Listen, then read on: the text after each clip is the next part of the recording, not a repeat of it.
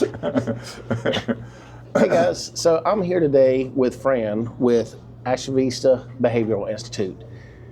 You may have heard about it in the news recently. I'm just going to let Fran introduce himself. Yeah, hi. I'm Fran Savageau. I'm the Chief Executive Officer of the Vistas.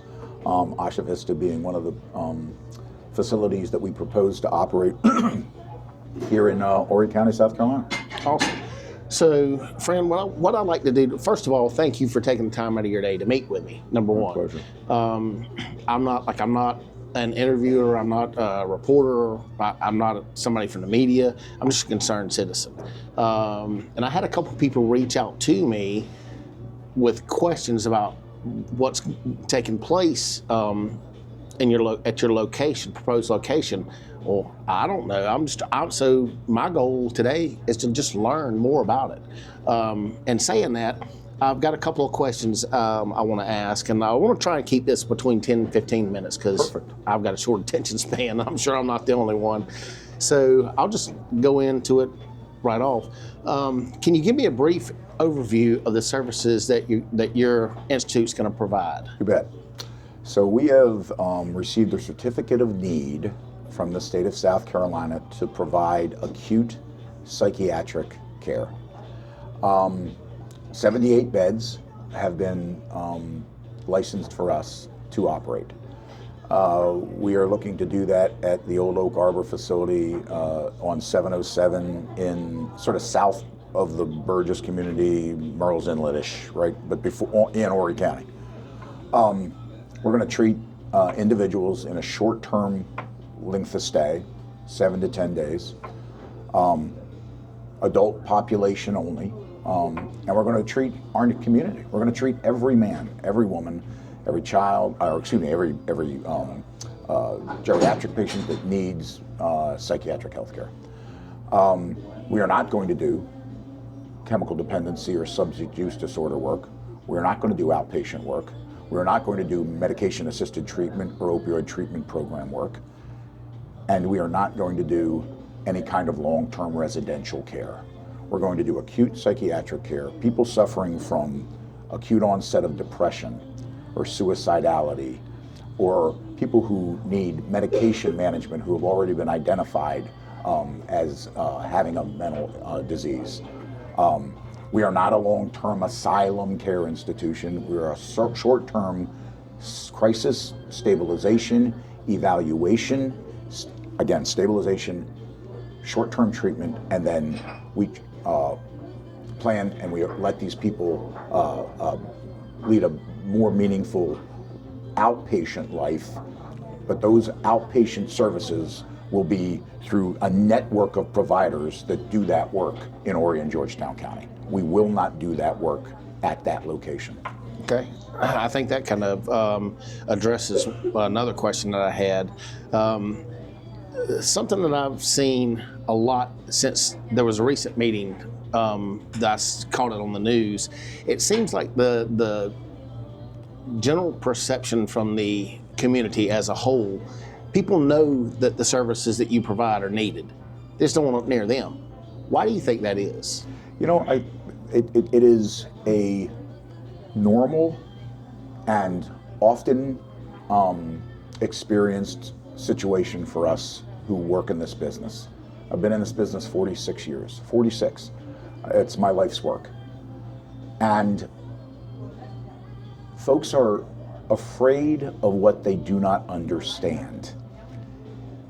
The situation that we're seeing here is even labeled nationally as NIMBY, not in my backyard. And we fight that stigma all the time. So let me be clear. The people that we treat are, again, our neighbors, the people we see at church, the people we work with. We stabilize them, we triage them, evaluate them, and stabilize them quickly. We maybe introduce them to some new medication, psychotropic medication, but medication in order to help them live a better existence. And then we move them back out into the community. We are not doing long-term care for violent offenders. We have no relationship with county or state jails or correctional institutions. And we're not doing any kind of specialty work around sex offenders or anything else. We are not. We are treating the people in this community who seek help. And they will come, and psychiatrists and psychologists and licensed clinical social workers will do that treatment in these buildings. And these patients then will be released back to the community. And released isn't even the right word. They'll be discharged. And in the discharge, these patients are voluntary patients. The number of, the percentage of individuals that are committed to us in this state is extremely low. And as a result, those folks are voluntary coming through the door, just like you going in to get a tonsillectomy, or your kid, you know what I mean? Mm-hmm. It's voluntary coming in, and it's voluntary leaving. But the one thing we've promised in this order that we settled with the zoning board is that we will make sure that every single person that leaves that building is either provided transportation through family, friends, or we will provide transportation so that there is no patient that is left to their own devices nobody's going to walk away from the building. But again, creating an understanding of the safety is imperative to success for us. And I promise that when we are a neighbor for 6 months, folks will already begin to understand completely that there is no peril. They are in no jeopardy. The patients that we come to seek treatment in a confidential way. They no more want to see you than you want to see them. And they want to be able to go back to their jobs and their families and their churches and their occupations and live fulsome lives, which we help them do. It is healthcare, straight up. We are opening a hospital in that neighborhood. And I think I think you have basically hit all the questions that I had without me even asking. Like I said, my goal was just to learn more about what you're providing. And I've seen comments online, people are so apprehensive. And I think part of the apprehension is they just don't know. I agree. So that's why I wanted to reach out to you to try and get a better understanding of exactly what what you were about. Positively. And what services that you would provide to the community. Because in my opinion, I see the benefit behind what you're doing. Because healthcare services as a whole, not just with mental health, but healthcare services as a whole are severely lacking in Horry County, in my opinion, and have been for quite some time. But since the explosive growth post-COVID, and I have experienced that myself. I had to travel to Charleston for healthcare, and I'm not going to get into medical history or anything like that. Some of the people that watch what I do know, some of them don't. I'll address that at a later time. But like I said, it was just an opportunity to educate myself and help to educate somebody else. I said the other night to the press, we had a couple of different TV affiliates there, and I'm not sure whether any of it ever made didn't wind up on the cutting room floor, but I said the other night that my principal goal as the chief executive officer and a guy who's done this for more than 4 decades is education. And every chance I get to be able to help put people's minds to rest about who we are and what we do, I leap at the opportunity. So when this became available, all I came here for, as you and I talked about prior to us sitting down to talk on camera, is the opportunity to educate. We're excited to be here. This is my home for 50 years. That's not made up. I mean, you can Google it.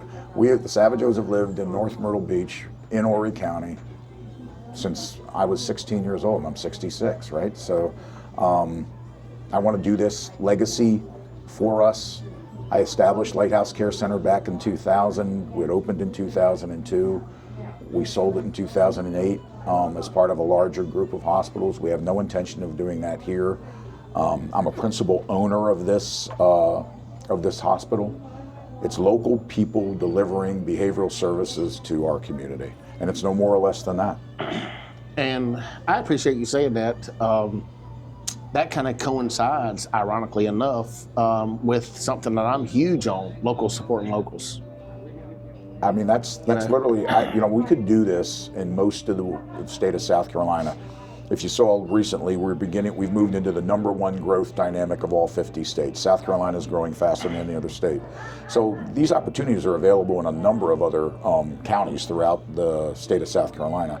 But this is home for me. Yeah. And after all these years of doing it, in 36 of the 50 states, I've managed hospitals.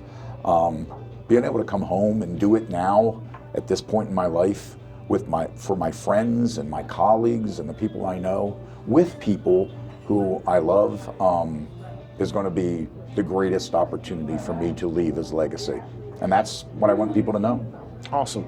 Well, Fran, excuse me, I appreciate you taking the time to meet with me today. Me too. It was a pleasure. Educate me and hopefully educate others through me. So absolutely. I just want to say thank you. Thank you, Jason. Absolutely. Very much. I appreciate it. Absolutely. All right.